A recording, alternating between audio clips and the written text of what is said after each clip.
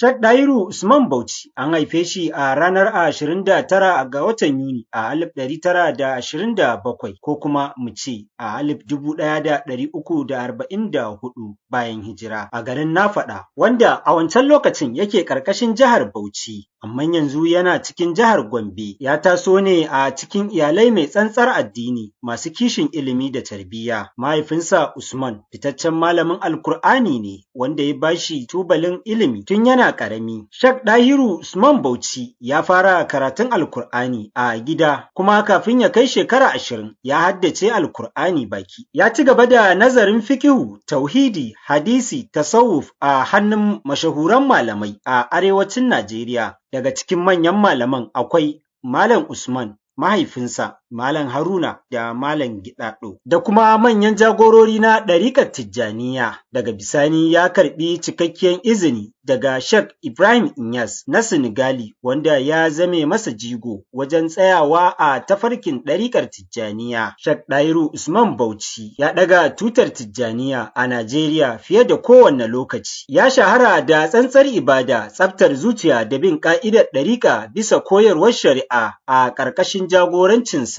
An samu gagarumin yaɗa ɗariƙa, an samu tarurrukan zikiri, muƙabala da maulidai a jihohi da dama. Miliyoyin mabiya daga Najeriya, Nijar, Chadi, Ghana da Senegal suka ɗaura masa. Ya kasance cikin manyan shugabannin ɗariƙa a duniya, kuma kalamansa suna da gagarumin tasiri a kan al'umma. Sheikh Dahiru Usman Bauchi ya fara yin tafsirin Alkur'ani a 1948. Wannan tafsiri nasa ya yi fice saboda yadda yake bayyana ma'amaloli cikin sauƙi, zurfin ilimi da fahimtarsa, girmamawa da mutuncin da yake baiwa Alkur'ani da kuma yadda darasin ke shigar da zukata cikin zukatan al'umma a sauƙi. A 1976 aka fara watsa tafsirinsa daga gidan rediyon Bauchi, sannan Rediyo Najeriya Kaduna ta fara yaɗa shirinsa a 1980. Wannan yasa darussansa suka shafi miliyoyin masu sauraro, musamman a lokacin watan Ramadana, inda kowanne gida a arewacin Najeriya ke bin tafsirinsa. A tsawon rayuwarsa, Sheikh Dahiru Usman Bauchi ya kafa gidauniya da makarantu, makaranta da ɗaruruwan tsangayoyin Alkur'ani,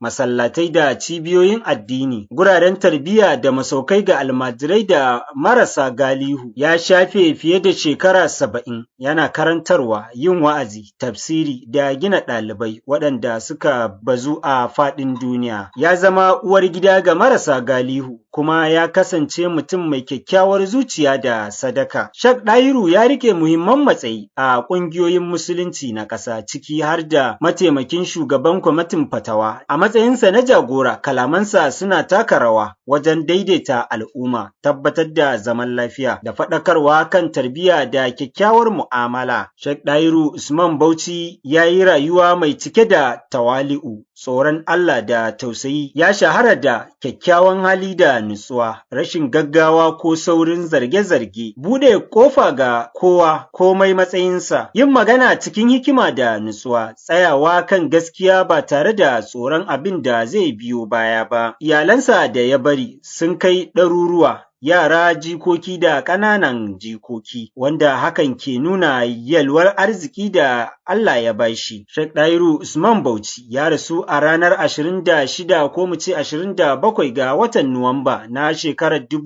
2025 a jihar Bauchi. Ya rasu yana da shekara kusan 98 zuwa 102. Bisa tarihin da ya sha bamban. Rashinsa ya girgiza ƙasa baki ɗaya. Shugaban ƙasa, malamai, gwamnoni da miliyoyin mabiya suna nuna jimami da alhini, inda aka bayyana shi a matsayin ginshiƙin addinin Musulunci a Najeriya, wanda bai taɓa girgiza ba. Sheikh Dahiru Usman Bauchi ya bar abin koyi ga al'umma ta fannoni da dama, gado na ilimi, gadon tarbiyya, gadon biyayya ga Allah, gadon tsantsar ɗariƙar Tijjaniya da gadon makarantu da ɗalibai masu yawan gaske. Har yanzu darussansa, kalamansa da tafsirinsa suna ci gaba da sarrafa zukatan mutane, duk kuwa da ya rasu a ranar 26 ko kuma mu ce 27 da asibahin ranar Alhamis. Ku ci gaba da bibiyar MGR Broadcast a dukkanin shafukan sada zumunta da kuke da su. Sunana Gaddafi Isyaku Muhammad.